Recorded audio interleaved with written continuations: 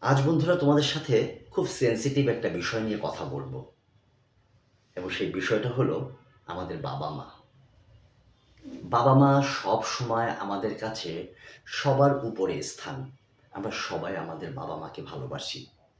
তোমরা যেমন তোমাদের বাবা মাকে ভালোবাসো, আমিও কিন্তু ঠিক তার বাইরে নয়। অন্যদিকে আমরা সবসময় একটা কথা বলি যে এই পৃথিবীর সকল মানুষই স্বার্থপর। কিন্তু এই স্বার্থপর কথা থেকে আমরা সবসময় কিন্তু বাবা-মাকে একটু আলাদা স্থানে রেখেছি। তার কারণ তারা আমাদের জন্মদাতা। কিন্তু আমার এই কনটেন্টে হয়তোবা তোমরা রাগ করতে পারো বা আমার এই কনটেন্টে তোমরা অনেকেই বিরোধিতা করতে পারো। আর সেটা হলো আমি বলতে চাই যে পৃথিবীর সকল মানুষ যখন স্বার্থপর, বাবা-মাও এর বাইরে নয়। তোমরা যদি একটু খেয়াল করো দেখতে পাবে তোমাদের ভাই বোনের সংখ্যা যদি ৩ জন হয় বা ৪ জন হয় বা ৫ জন হয়, সেক্ষেত্রেই তোমরা খুব ভালো বুঝতে পারবে বাবা-মারা আসলে স্বার্থপর কিনা। ঘরের বড় সন্তান রেখে মেজো সন্তানের ইনকামটা একটু ভালো। মেজো সন্তানটা বাবা-মাকে অনেক ভালো, ভালো খাওয়াতে পারে, টাকা দিতে পারে।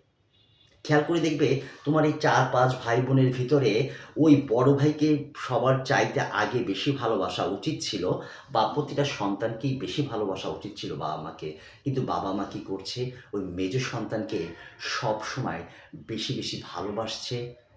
খাবারের সময় প্লেটে দেখবে মাছের বড় মাথাটা অথবা মাছের বড় পিসটা সেই মেজো সন্তানের প্লেটেই তুলে দিতে।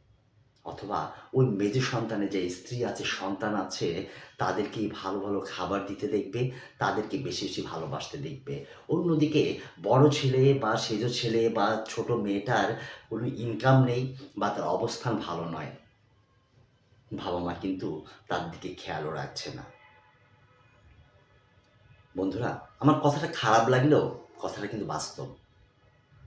একটু তোমরা যদি পরীক্ষা করে দেখো তাহলেই প্রমাণ পাবে। যারা সবচাইতে ভালো জানবে তারা হলো যারা অনেকগুলো ভাই-বোন আছে যেমন ৪ ভাই-বোন, ৫ ভাই-বোন যারা আছে তারা খুব ভালো বিষয়টা বুঝতে পারবে।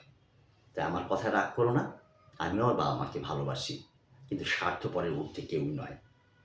এই পৃথিবীর সকল বাবা-মায়ের জন্য আমার দোয়া রইলো, ভালোবাসা রইলো। সবাই ভালো থাকবেন।